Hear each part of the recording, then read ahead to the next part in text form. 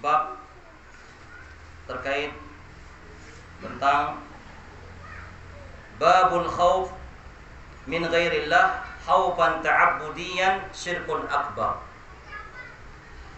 Bab takut dari selain Allah, takut kepada selain Allah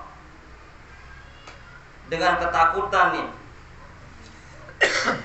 yang menyebabkan dia beribadah kepadanya, maka ini merupakan syirik besar. Ya. Jadi makna bab ini, takut kepada selain Allah dengan ketakutan yang menyebabkan dia beribadah kepada sesuatu yang ditakuti itu, maka itu merupakan syirik besar. Nah,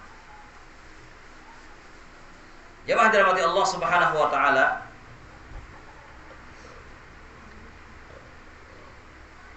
al-khawfu minallahi ibadatun jalilatun la yastaqimu sayrul abdi ila rabbih illa bil jam'i bainaha wa bainal mahabbah war raja'. Kata penulis di sini, takut kepada Allah ini merupakan ibadah. Takut kepada Allah merupakan ibadah yang sangat tinggi, yang dimana seorang hamba tidak akan bisa istiqamah kecuali dengan mengumpulkan takut ini dengan dua hal, yaitu apa? Cinta dan berharap. Dan inilah yang dikenal oleh para ulama kita dengan rukun-rukun ibadah. Jadi ibadah itu punya rukun. Yang pertama, al-khauf, takut kepada Allah. Yang kedua, cinta kepada Allah. Yang ketiga, berharap kepada Allah. Ini rukun ibadah. Dalam setiap kita beribadah harus ada rukun ini. Kita beribadah karena kita takut kepada Allah Subhanahu wa taala. Kita beribadah karena kita cinta kepada Allah Subhanahu wa taala. Kita beribadah karena kita berharap kepada Allah. Kita beribadah karena kita takut terhadap hukuman-hukuman Allah, siksaan-siksaan Allah. Ya. Kita beribadah karena kita cinta kepada Allah Subhanahu wa taala, karena Allah yang memberikan segala nikmat kepada kita. Kemudian kita beribadah kepada Allah ya karena berharap agar kita dimasukkan ke dalam surga Allah Subhanahu wa taala. Nah, jadi kita tidak akan bisa istiqomah kecuali terkumpul tiga ini: takut, cinta, dan berharap kepada Allah Subhanahu wa taala. Wa hiya muharrikatul qulub ilallah. Maka tiga hal inilah yang menggerak sebagai penggerak hati. Tiga hal ini sebagai penggerak hati kita. Ya.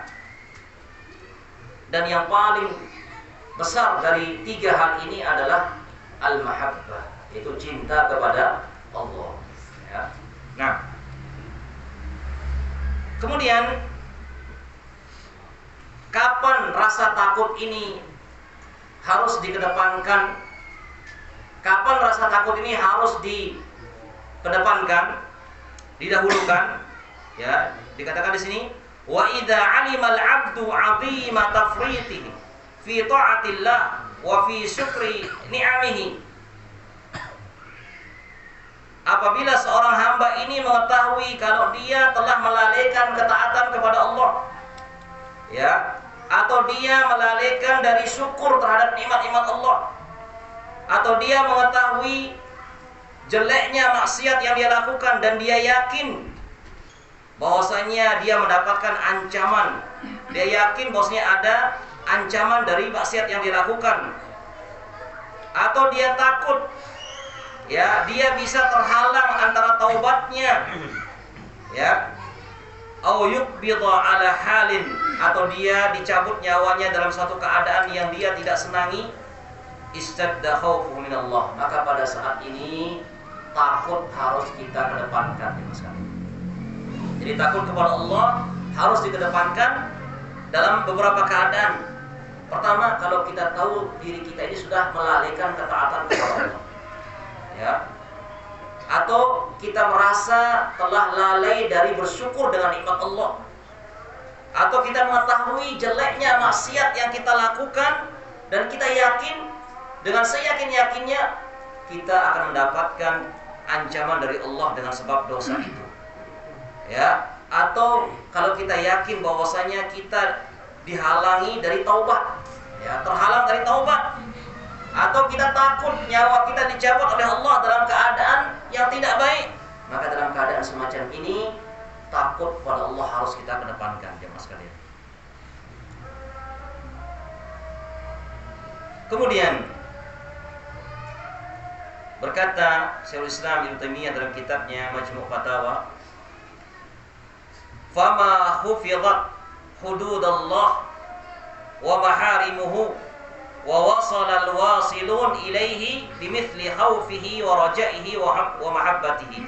Kata beliau, maka tidak akan pernah bisa dijaga batasan-batasan Allah, keharaman-keharaman Allah, ya, sebagaimana orang, ya, apabila dia memiliki rasa takut, rasa berharap, dan rasa cinta.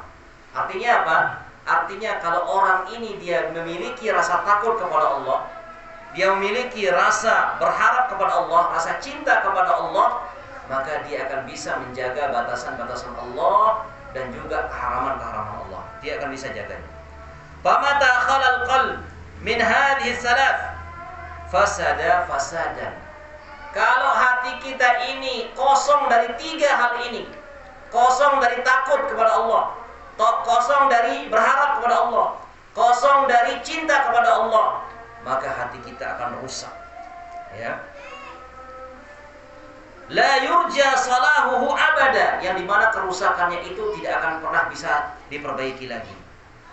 Wa mata dha'ufa fihi syai'un min hadhihi, maka apabila salah satu dari tiga ini melemah, takutnya melemah misalnya, cintanya kepada Allah melemah, berharapnya kepada Allah melemah, apa yang terjadi? Dha'ufa imanuhu bihasabih, maka imannya pun juga akan melemah sesuai dengan kelemahan takutnya, kelemahan cintanya, kelemahan berharapnya kepada Allah Subhanahu wa ta'ala. Nah, kemudian bagaimana kita mewujudkan takut kita kepada Allah? Ya, bagaimana kita mewujudkan rasa takut kita kepada Allah Subhanahu wa ta'ala?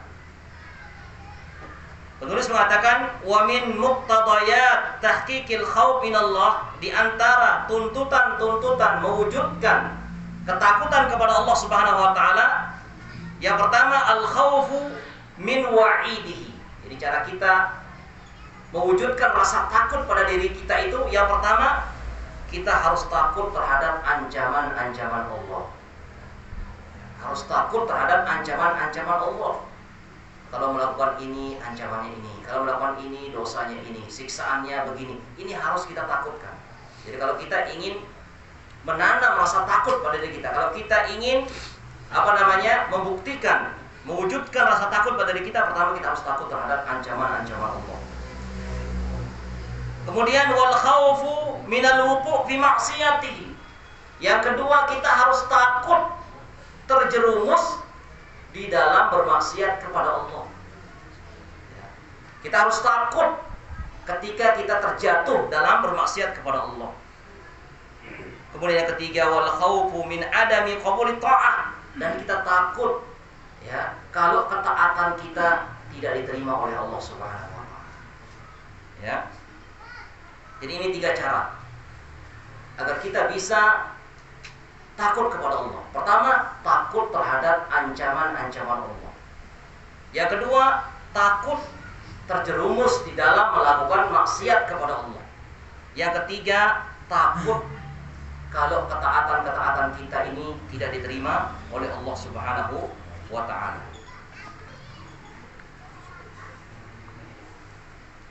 Kemudian takut ini terbagi macam-macamnya, ada 4, ya.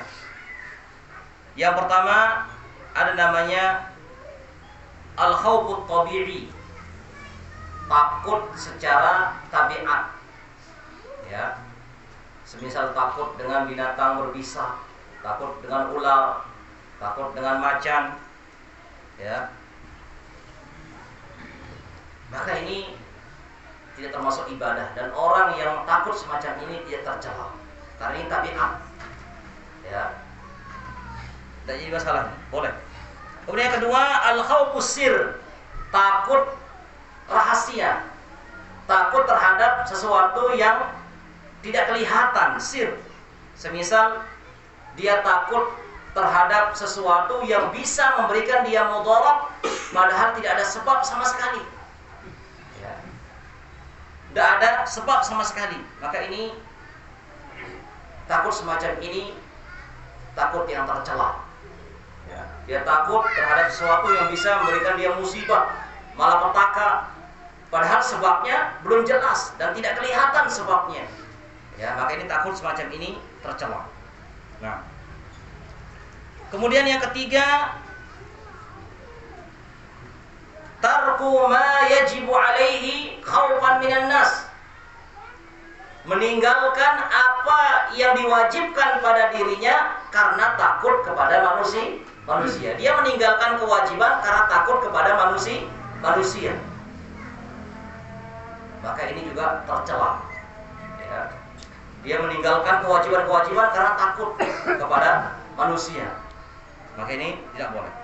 Kemudian yang keempat, khauf ta'abbud, ya, khauf ibadah, ya, maka ini harus diberikan hanya kepada Allah. Ya, takut ibadah ini hanya kepada Allah. Tapi kalau diberikan kepada selain Allah, maka ini menjadi orang melakukannya menjadi musyrik.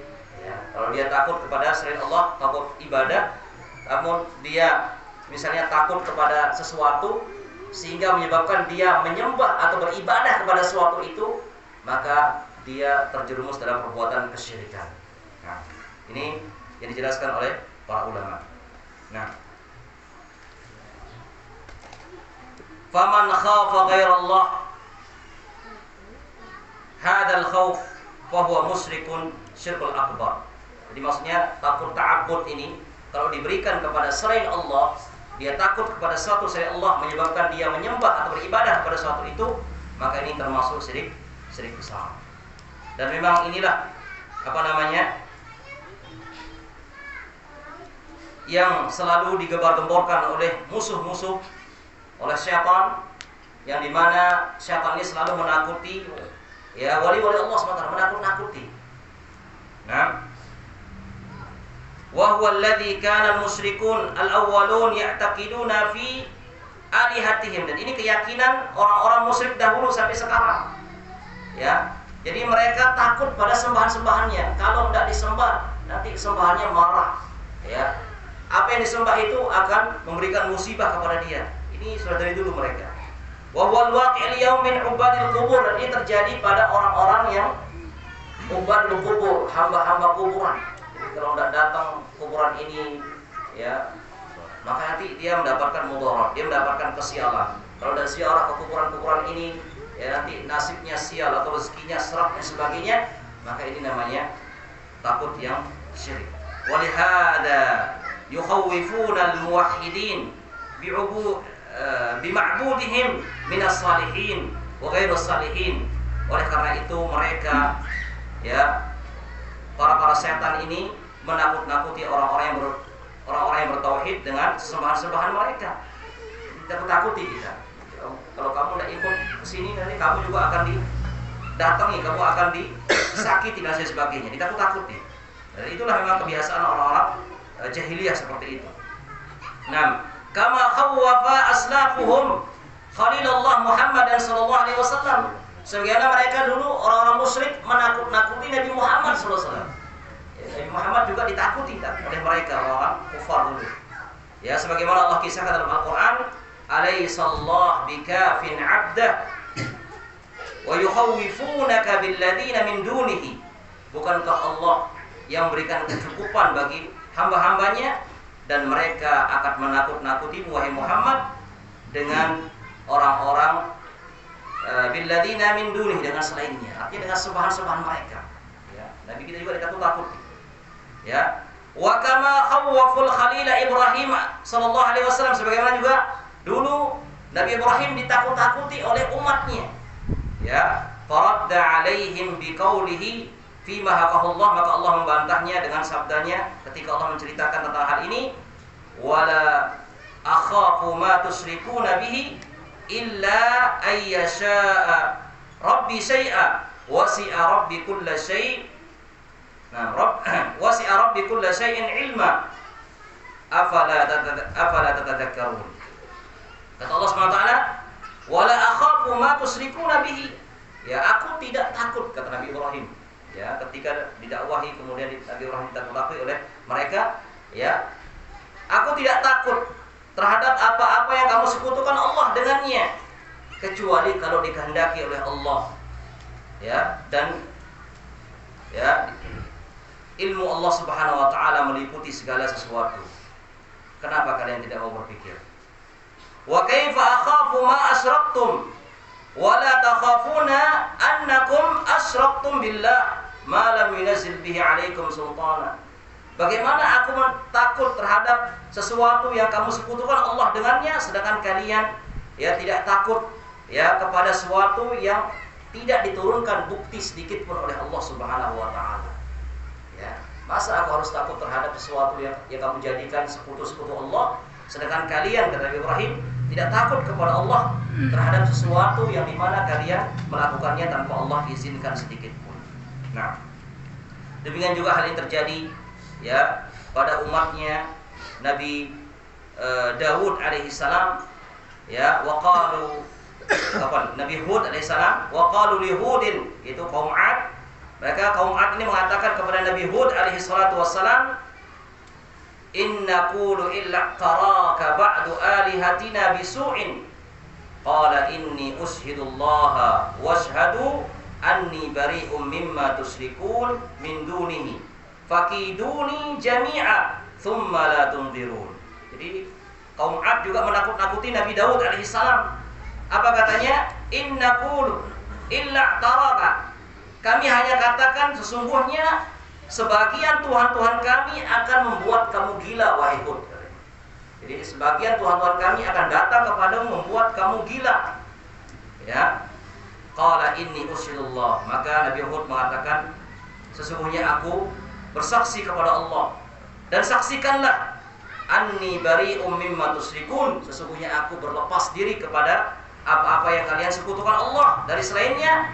Fakiduni, ya, maka kata Nabi Hud, jalankan saja rencanamu, jalankan tipu dayamu, dan jangan ragu-ragu. Jadi ditantang, sudah kamu menakut-nakuti saya, jalankan saja rencanamu, jangan ditunda-tunda lagi, kata Nabi Hud alaihi wassalam. Nah, kemudian wa kullama huwiyat khasyatul abdi limaulahu sagharat indahul makhwafat. Jadi kalau semakin kuat takut seorang hamba kepada Allah, maka semakin melemah pula ketakutannya kepada selain Allah Subhanahu wa taala. Namun sebaliknya, apabila lemah ketakutan seorang hamba kepada selain Allah Subhanahu wa taala, maka semakin kuat ketakutannya kepada selain Allah Subhanahu wa taala. Sebagaimana ya dikisahkan ada seorang ya datang atau disebutkan walan yakhafa ar-rajulu ghairallah illa limaradin ya fi qalbihi, ya, tidaklah seorang itu takut kepada selain Allah melainkan ada penyakit pada hatinya. Ya, ada seorang datang kepada Imam Ahmad mengadu ya ketakutannya. Dia mengatakan ya, maka Imam Ahmad mengatakan lau sahhahta lam takhaf ahadan, kalau hatimu itu sehat ya maka kamu tidak akan takut kepada selainnya atau kepada siapapun juga. Nah, ini pentingnya kita terus ya mengisi hati kita ini ya dengan ketakutan kepada Allah Subhanahu wa taala. Nah, kemudian yang terakhir jemaah sekalian, di antara buah kita takut kepada Allah, apa buah ketakutan kalau kita takut kepada Allah Subhanahu wa taala, atau apa faidah yang bisa kita dapatkan apabila kita takut kepada Allah Subhanahu wa taala? Maka para ulama menjelaskan di antara faidah atau buah yang bisa kita petik, buah keimanan ya takut kepada Allah Subhanahu wa taala, yang pertama annal khaufa minallahi syartun li sihhatil iman. Yang pertama harus diketahui bahwasanya takut kepada Allah itu merupakan syarat sahnya iman. Ya, jadi takut kepada Allah merupakan syarat sahnya iman. Nah, kemudian yang kedua, annal jannata ma'wal khaifin. Ya, surga itu adalah tempatnya orang-orang yang takut kepada Allah. Fa amma man khafa maqama rabbih wa nahan nafsa 'anil hawa fa innal jannata hiyal ma'wa. Adapun orang-orang yang takut berjumpa dengan Tuhannya dan menahan hawa nafsunya, maka surga itu tempatnya. Ya, ini Allah janjikan ya, bagi orang yang takut kepada Allah, maka surga tempatnya. Kemudian yang ketiga, sayakunu fi dhilli 'arsyir rahman. Ya, orang-orang yang takut kepada Allah, maka dia akan senantiasa berada nanti pada hari kiamat di bawah naungan arsy Allah Subhanahu wa taala. Sebagaimana kisah atau hadis yang disebutkan 7 golongan yang mendapatkan naungan di hari kiamat yang tidak ada naungan lagi kecuali naungan Allah Subhanahu wa taala. Ya, di antaranya seorang laki-laki yang diajak oleh seorang wanita melakukan maksiat, dia mengatakan inni akhafullah, saya takut kepada Allah. Nah, kemudian ya, yang ketiga di antara buah takut kepada Allah, al-aman min azabillah. Itu akan mendapatkan keamanan dari azab Allah Subhanahu wa taala. Ya, aman dari azab kepada Allah Subhanahu wa taala, azab Allah Subhanahu wa taala. Kemudian yang terakhir, la yabqi fin nar ahadun mimman khafahu fi yaumin minal ayyam. Maka tidak akan masuk surga, ya, tidak akan masuk neraka seorang pun yang takut kepada Allah Subhanahu wa taala ya di setiap harinya. Maka ini dia buah-buah ketakutan kepada Allah Subhanahu wa taala ya, yang hendaknya kita terus ya buktikan, ya, berusaha bagaimana agar kita senantiasa terus takut kepada Allah Subhanahu wa taala, karena takut kepada Allah ini merupakan ibadah yang sangat agung, ya, bahkan merupakan syarat dari keimanan seseorang. Insyaallah ini yang bisa disampaikan. Semoga